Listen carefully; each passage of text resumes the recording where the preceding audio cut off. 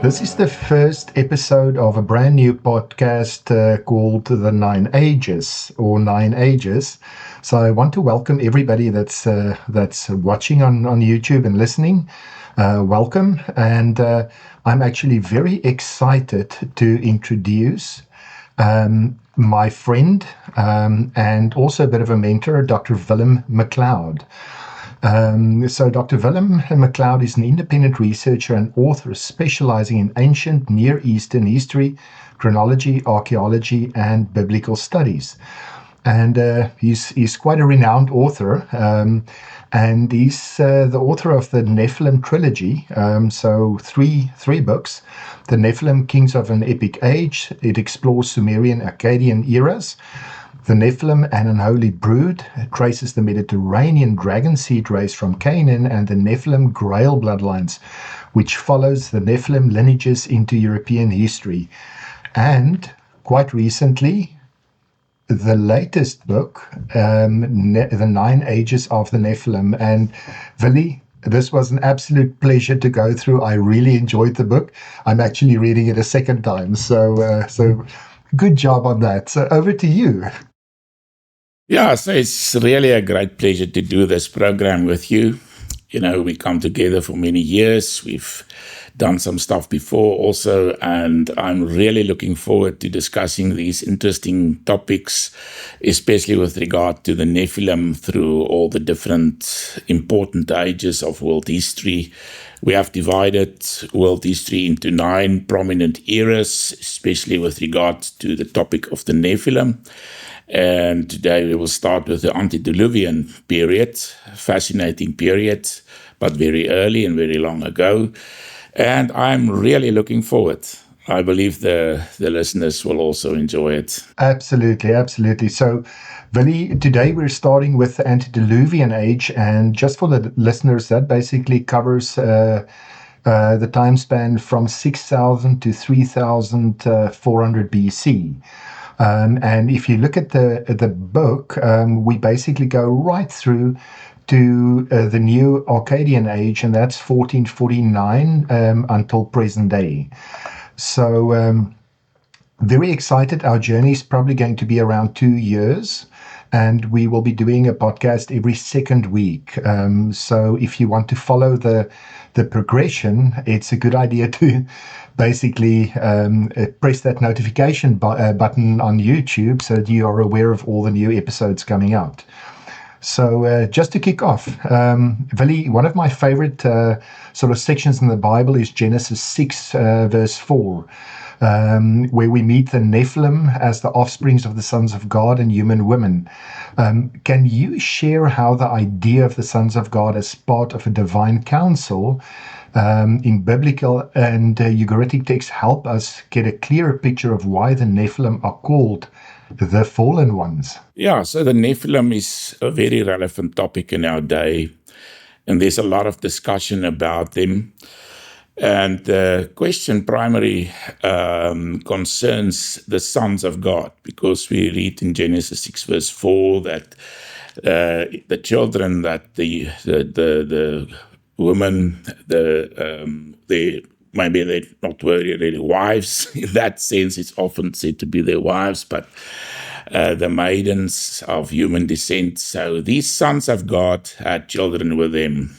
And the question is, who are the sons of God? That's the major question. Now, the terminology is actually something that we find throughout Scripture. We find that also not only in Genesis 6 verse 4, but also in the book of Job. For example, Job 1 verse 6, 2 verse 1, and 38 verse 7. We also find the same terminology in Psalm 82 verse 6, as well as 89 verse 6. And for the most part, the sons of God refers to those beings, divine or angelic beings that attended to the divine council. So in Job, they attend the divine council on the mountain of God, the celestial and cosmic mountain of God, where the different gods, that's an older terminology that we also find in the Bible.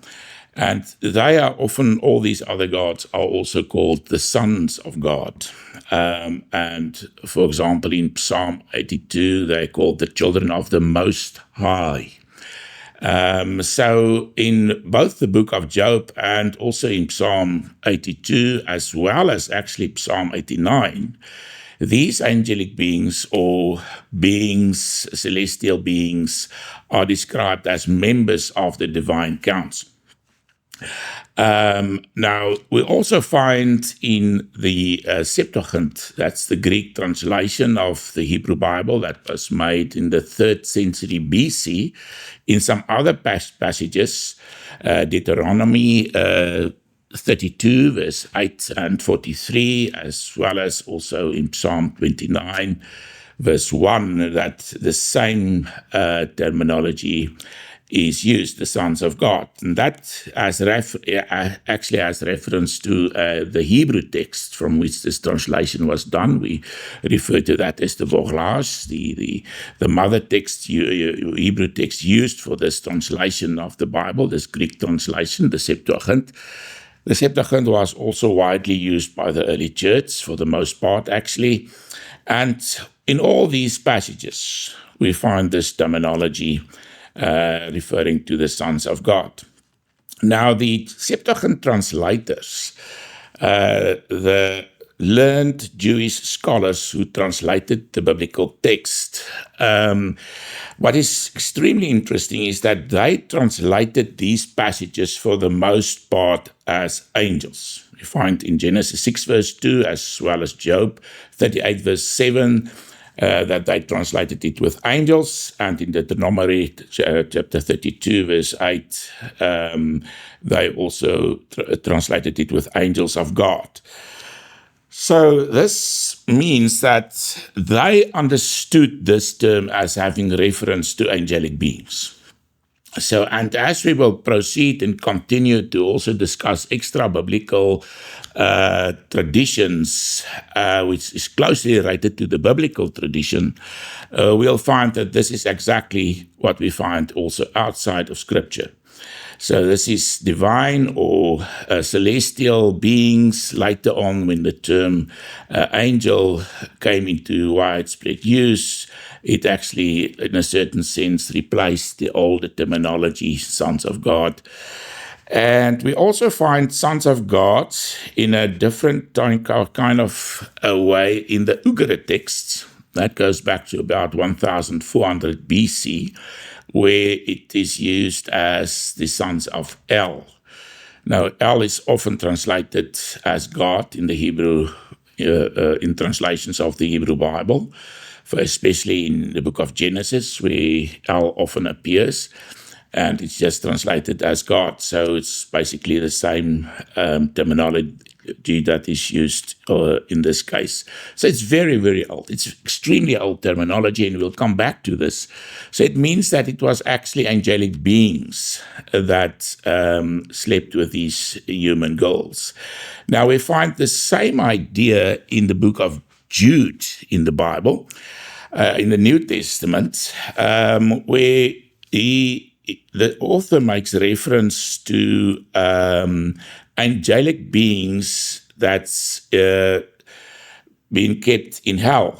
I can read verse 6. And the angels who did not keep their proper domain, but left their own abode, he has reserved in everlasting chains under darkness for the judgment of the great day. Now, the context here is extremely important because it's closely linked to sexual promiscuity. So most scholars would see this reference in the context of Genesis chapter 6. And here they are definitely called angels. So I believe the best way to understand sons of God is definitely as angelic beings that had these offspring with human goals. Right. Yes. And that's also how early Jewish apocalyptic authors understood it, for example, in 1 Enoch, etc. Yeah. So, Willie, two questions from what you just said. Why is it important to understand the concept of the divine council first? And then secondly, why is it important to understand the concept of the Nephilim? Are we able to really understand the Bible if we don't understand those two concepts? That's quite an interesting question. Give me the short answer. Yeah, so what is important is the Nephilim are only referred to twice in the Bible, in Genesis 6 and in Numbers. There's only 2 verses that refers to the Nephilim. But once we include extra biblical traditions, for example, I've mentioned the Jewish tradition, the Jewish apocalyptic tradition in the book of Enoch, and also earlier traditions, much earlier traditions from ancient Sumer, we find that there was a very strong tradition about the Nephilim in the ancient world.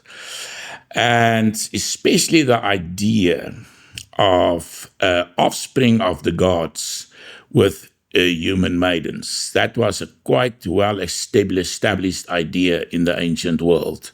So this is not something new. The Bible should be understood within the framework of the ancient world, the ancient context from which it came about.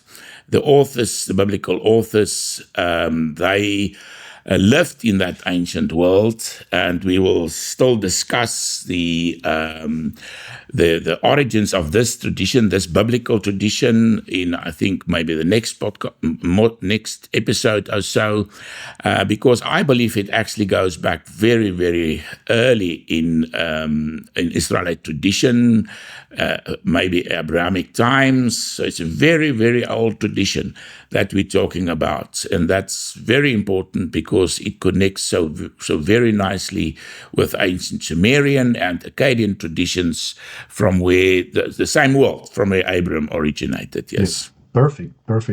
Very, very interesting. So it's fascinating that the Nephilim are called mighty men, and I think most people have heard that term. But then we find later that it gets tied to the Anakim in Numbers. So, Willie, what do you think the shift in how they're described tells us about how Nephilim stories evolved across the ancient Middle Eastern culture? It sort of touches on what you just said as well. Yeah, so what is interesting in Genesis 6 verse 4, we do not read that the Nephilim is giants, or the Nephilim were giants. We do not read that. They are mighty ones of old. And that is extremely important. Often what readers and scholars do is to read the passage in Numbers, which refers to the Anakim giants as Nephilim, and where they are particularly described as giants, they read that back into the text of Genesis 6 and assume Genesis 6 must also refer to giants, which is not the case. It's only what is mentioned here is men of renown. And one could ask, who do they have in mind? Who does the author have in mind here? And most likely, I would say Nimrod is one of those persons, because when we come to Genesis chapter 10 and we read about Nimrod, we read that he was a man of renown. He was known as a great, as mighty certain hunter. Things that he has done, a great warrior, a mighty hunter, etc. He was a man of renown. So I think there cannot be any doubt that Nimrod should be regarded as one of the Nephilim, and the discussion why that is so, I include that in this the new book that you've mentioned, 9 Ages of the Nephilim. But we nowhere do we read that Nimrod was a giant. So he was a great king of ancient times, but we do not read he was a giant. Now, sometimes we do find that these two sort of overlap, giants and being kings, because the most renowned man of the ancient world was surely Gilgamesh. Now, Gilgamesh is also mentioned in the Book of Giants, a book that was discovered with some other books among the Dead Sea Scrolls. and dating from about the early 2nd century BC. In the Book of Giants, reference is made of Gilgamesh. So Gilgamesh was definitely understood as being part of the Nephilim tradition, and he's described as a Nephilim. We actually read in the Sumerian king list that he was born from a Lilu diamond. So he was born from a spiritual being. And later on in Babylonian tradition, which came after the Sumerians, he is described, Gilgamesh's father is described as an invisible being. He's an invisible man, sorry. So he was invisible man. So this is very close to what we find in the Bible. And in the case of Gilgamesh, he was remembered as a great king of Uruk. But he was also remembered as a giant of a man. And so here we have a giant and a hero, great hero, that those traditions kind of overlap.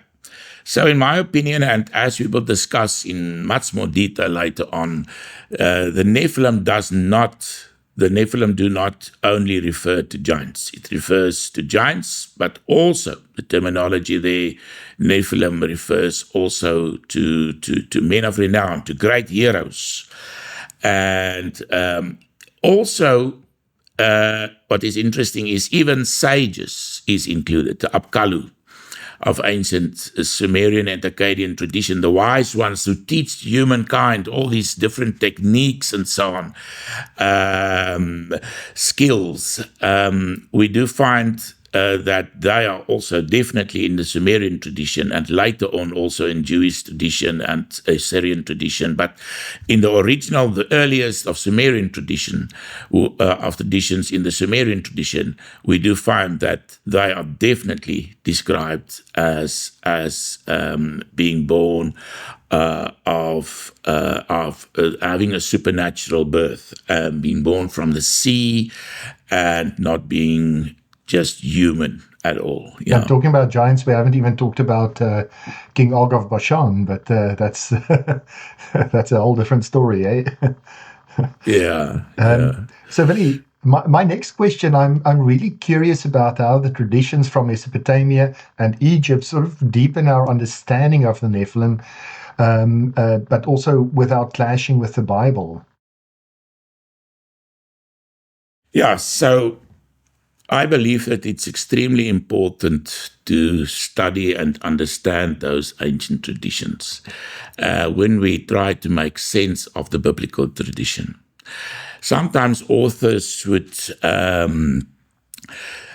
believe that the biblical tradition is light and that it was taken from the Babylonians, which I do not agree with, they would find equivalent traditions in Babylonian times, or mostly even Persian times and so on, from Babylonian sources, etc. And they try to understand the biblical tradition about the Nephilim in those terms. In my view, this was a very, very old tradition in Israelite circles. And the tradition about the Nephilim having been found in Canaan shows us that this was old and that the Israelites, old Israel, really understood and knew about the Nephilim at a very early stage in their history. And that, in my view, and we'll discuss that in more detail, these traditions actually originated with the Abrahamic family when they came from Ur in Sumer. And in Sumer, we do find, we've already mentioned Gilgamesh, we also find other very similar traditions, to say the least. The house of Uruk was said in the Sumerian king list to have been descended from the gods. And there's a lot to discuss on that front. But the point is just that it's not only in the Bible that we find this. And to understand the Bible, as we often have to do when we have so little information in the Bible about these things, is to also study extra biblical traditions. Also in Egypt, this Edfu tradition that we'll also discuss in more detail later on on our program. And that's also a very, very old tradition, and no doubt also going back even to pre-dynastic times in Egypt. So, and these traditions are not in conflict with the Bible. They're very much consistent with the biblical tradition, especially if you understand the biblical tradition as referring to angelic beings, and earlier being called gods even in the Bible, in the older terminology, or sons of God. Then it agrees closely with what we find in ancient Sumer and all over the ancient Middle East. So these traditions are consistent. And once we start focusing in more detail on the other traditions, we definitely gain a better understanding of the biblical tradition. Absolutely. I might just mention it with the next podcast. We will look at your Sumerian hypothesis, and all I'm going to say is I just want to create a bit of excitement about it, because it is very exciting. Once you understand the Sumerian hypothesis, so many things that might look out of joint, if you look at the Old Testament, actually falls into place. Did you want to just mention something small, just so people know what's coming?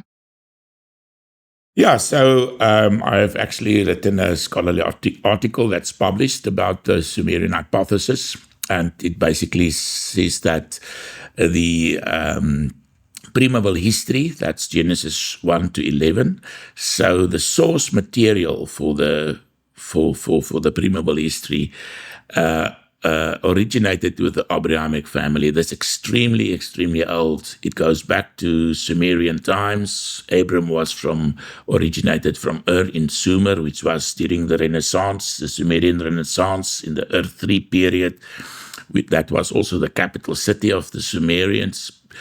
And I can just sort of just mention that if you look at Genesis 1 verse 11, it covers the creation, the fall, the flood, and the Tower of Babel. So just so people are aware. Exactly.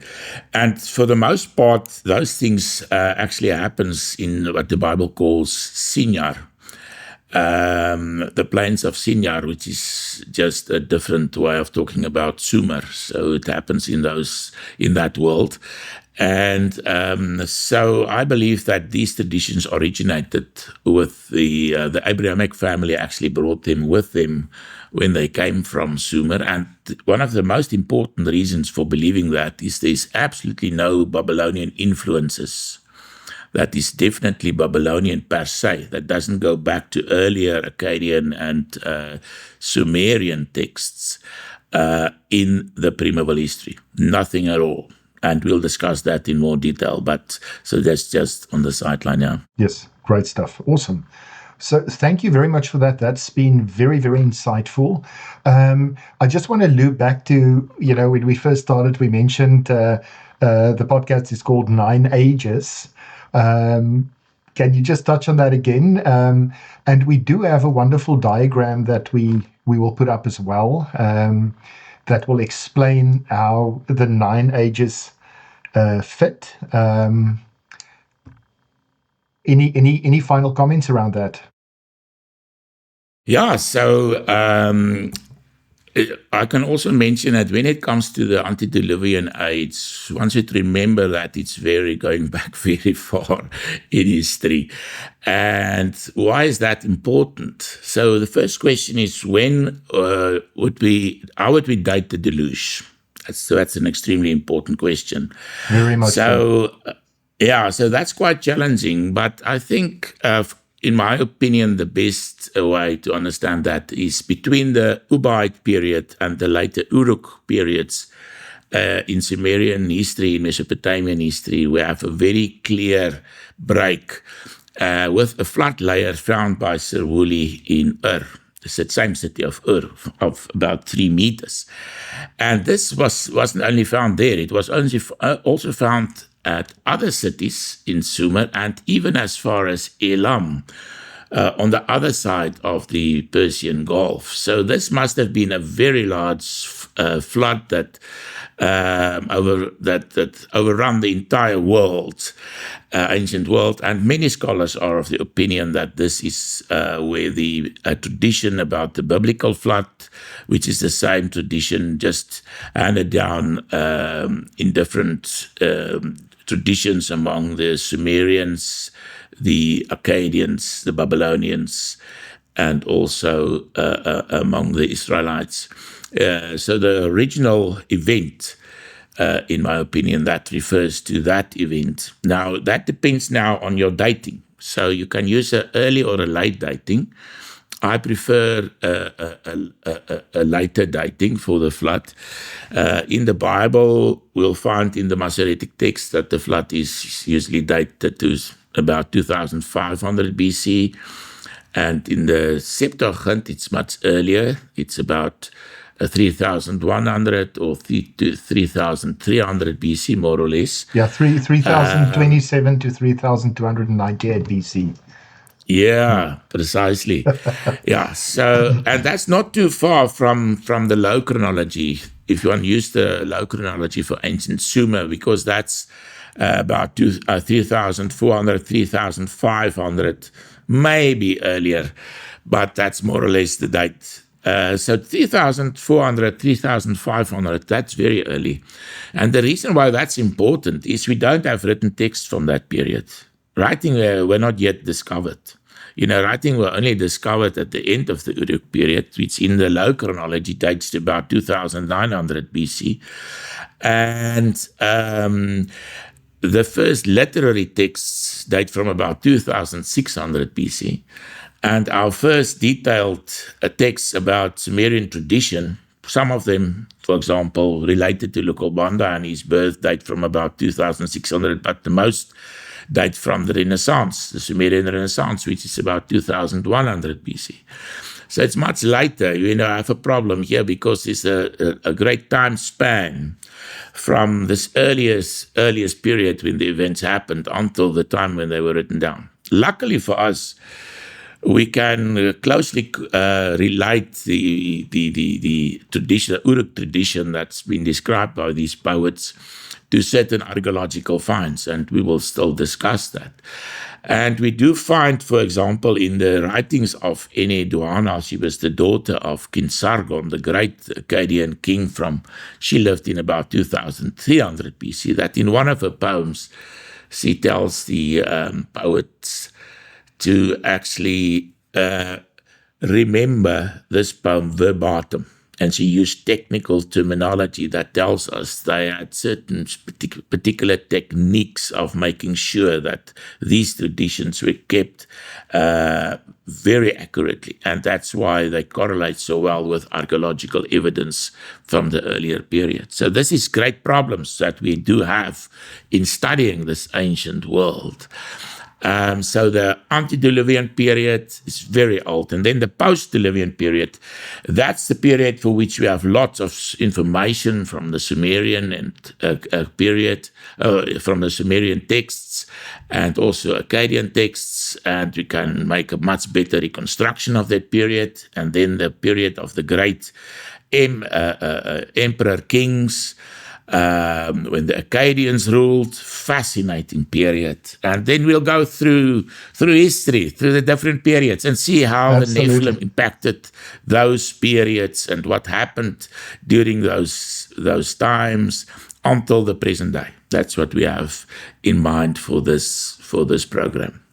Absolutely. I always find it fascinating, if you look at known figures from the Antediluvian age like Adam and Enoch, they align with Adapa and Etana in Sumerian tradition. So there's a bit of an interesting point to make, and I'm looking forward to continue the discussion. Yes, absolutely, great stuff. Yeah. So, Willie, thank you very much. That was absolutely fantastic and very, very interesting.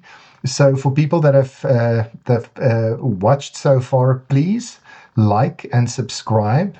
It helps the algorithm, and you will get notifications of the following podcasts. we look Yeah, and forward to Lebai, having you on again. I can mention Yes. that it's important for us to build a community of people that's interested in this topic of the Nephilim. This is one of our purposes with this program. And if you know about other people that's interested, please tell them about it. And let's make sure we have a fascinating community of people that's interested in discussing this topic. And, also your questions are most welcome. Wonderful. Thank you so much.